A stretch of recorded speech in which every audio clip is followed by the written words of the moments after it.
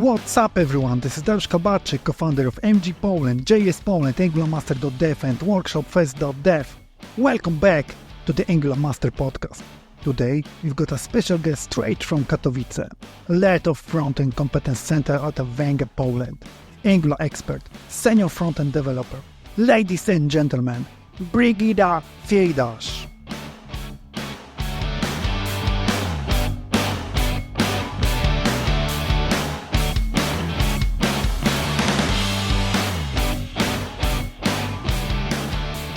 Hi Brygida, how are you?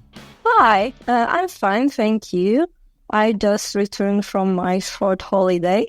We were in Warsaw, so now I'm ready for the weekend. For those who don't know you yet, please tell us about yourself and what you do. So I'm Brygida and I'm a leader of Frontend Competence Center in Avenga. There are many different roles hidden under this fancy name. I have manager responsibilities. I'm taking care of competence center, so I'm encouraging people to grow, share knowledge, mentor them. But also, I'm still a front-end developer. As a woman in tech, how have you seen the industry evolve in terms of gender diversity? I'm working in IT over 10 years. And diversity in companies is much, much greater. Diversity in the team results in many different points of view. My personal observation is that men and women see things differently. We can solve problems in different way, pay attention to other aspects, what can lead to better problem solving, finding more weak points, etc. If we also add to these people from different countries, various backgrounds and cultures, the collaboration should be very effective and boost team performance and also quality. But when we are picking new team members, it's important to balance diversity with finding someone with right skills and who is best fit to our team. How important do you think mentorship is for women starting their career in IT? I think the mentorship is crucial. Having a good mentor can really help women in the industry. They can guide them through the challenges, give advice, and help them learn skills, and also make connection to move forward in the careers. What's more, we need more and more female mentors. As you probably know, women can face different situations and obstacles in IT world. So female mentor could give some advice on how to deal with them.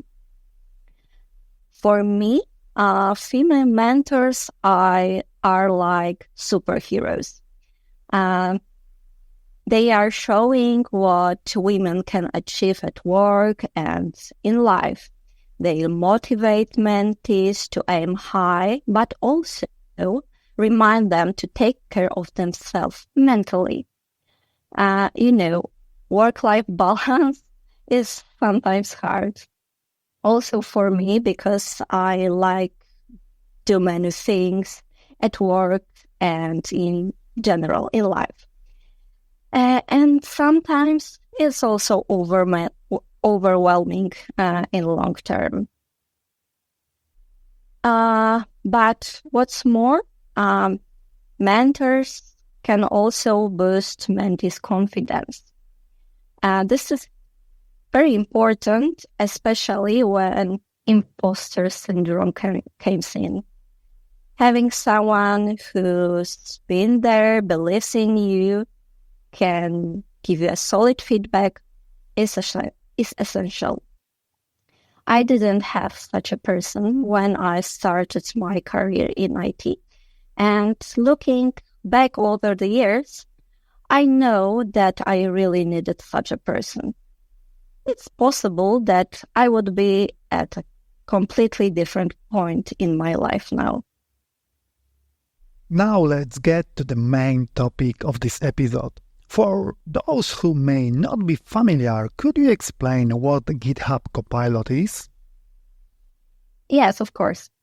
It's a tool that predicts what you might want to write and show you the suggestions with autocomplete options. On the other hand, you might also ask Copilot to write some code or tests, the same as you can ask ChatGPT. But the difference is that this is a plugin to your IDE, so it notes your code. In general, it based on the same large language models as the ChatGPT because it's based on OpenAI LLMs. If you want to try Copilot, just add extension to your VS Code or other IDE, start the free trial. As far as I remember, it's now 30 days, and have fun. How has using GitHub Copilot affected your coding efficiency? Sometimes it's brilliant and you can just accept suggestion by suggestion until you're done your task. But unfortunately, a couple minutes later, it must suggest you the crappiest approach, and it's creative while doing that. Despite all that, I highly recommend it to at least give it a try. Maybe this is how our job will look like in a couple of years. We should learn how to cooperate with those tools and make our work easier and faster. Do you think tools like Copilot could replace entry-level programming jobs, or do they serve a different purpose? I think it can, but in long term, it could generate serious problem. Imagine that no one is hiring juniors anymore, let's say about 10 to 15 years. Don't you think that it will cause a huge lack of seniors engineer in the end? If you believe that ultimately AI will replace all engineers, but that's a bit of gamble. It might not, and your company can end up with a couple of, old employees without new hire due to their policy or approach, because they want to just use AI. I hope that AI tools will not replace entry level of developers, because we need to educate juniors to become highly qualified employees in the future. I want to highlight one more thing. AI is very powerful, and tools like Copilot are helpful, but for juniors, it could be a trap. In the beginning of programming journey, we did not know what is good approach or solution. We did not have enough experience to verify Copilot's results and hints. So blind belief in Copilot could provide too many mistakes and problems. I strongly believe that juniors should have more experienced developer above them who will show them all best practice and where they made a mistake. What tips would you give to someone just starting to use GitHub Copilot? First, always write precise prompts. It is very important to write exactly what you want to achieve. If your prompts will be too general, the Copilot results could not be what you want. Second one, give Copilot correct context. It's essential to show Copilot about which part of the code you are asking a question or looking for solution. The next one, remember to always double check the results. As I said before, Copilot's hints could be brilliant, but also it could be a total crap. Check which way of using Copilot is better for you. Maybe you like GitHub Copilot chat view, or writing prompt inside the file is the best fit for you. And last but not least, just give it a try. You are now listening to the Angular Master Podcast by Avenga Poland. Listen, code, repeat, all you need to know to become a super Angular developer. Make sure to hit the subscribe button and drop us a cool comment. And don't miss out our second show, the JavaScript Master Podcast, where you find tons of fantastic JavaScript topics. What motivated you to start your own YouTube channel? This is a very interesting question because for a long time I was wondering, what can I do to share my knowledge with Angular community? My first thought was, I can write an article, but it wasn't so easy for me. In this case, I have to mention that recently Daniel Glazner opened Angular Space platform, where he starts article mentorships program, which can help new writers to spread their wings. I think this is a very good opportunity for people who want to write but do not know how or if their texts are good. But return to my story. Last year, I thought that it could be cool to start doing something live. And together with my company, we organized meetups in Katowice and Poznań, where I was one of the speakers. Then, thanks for you, I started my journey with conferences, and I believe that it was the best decision ever. It was a fantastic adventure, and I'm very grateful that you believed in me. This experience showed me that this is my way. And a few months later, the idea of a YouTube channel came to my mind. I started thinking about the formula, and the name of the channel came out. Speed Date with Angular. Short videos have become more and more popular, and I realized that this could be a good way to spread knowledge and intrigue people about different topics, show tips or tricks, or maybe some quick solution. It also should be an inspiration for people to dig deeper and just learn more about Angular. Next question is, could you walk us through the content creation process for your YouTube channel? Yes, I can. You can think that this is super easy because this is only 1 minute. Sometimes this short time is the main challenge for me.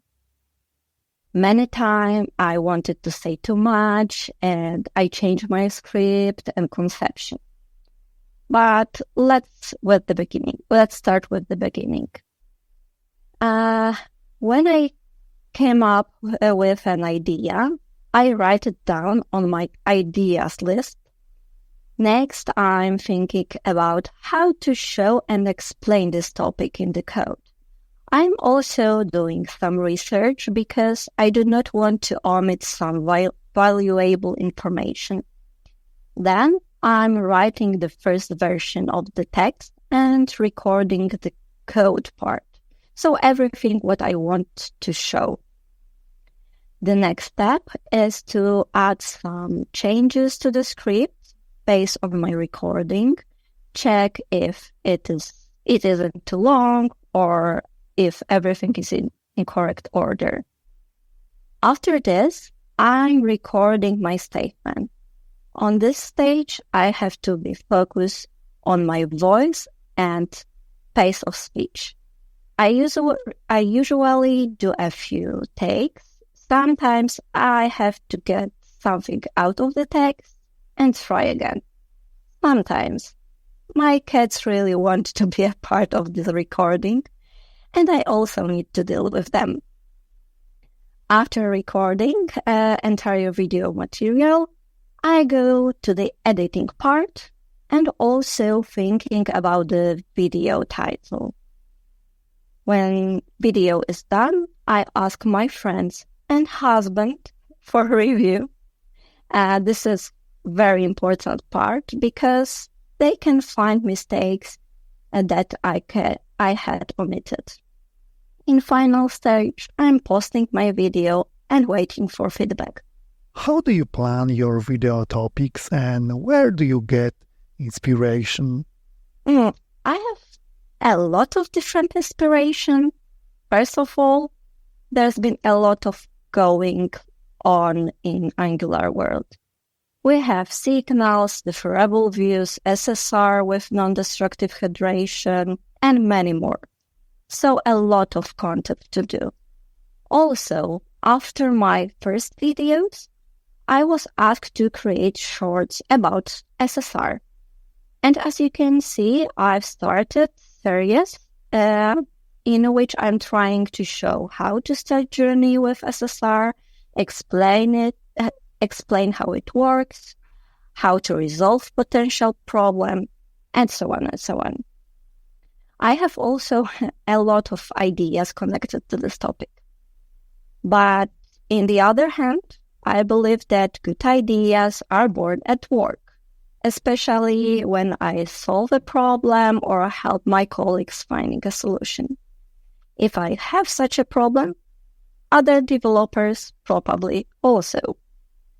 And I invite everyone to my channel, and I encourage you to contact me if you have any ideas for the next episode.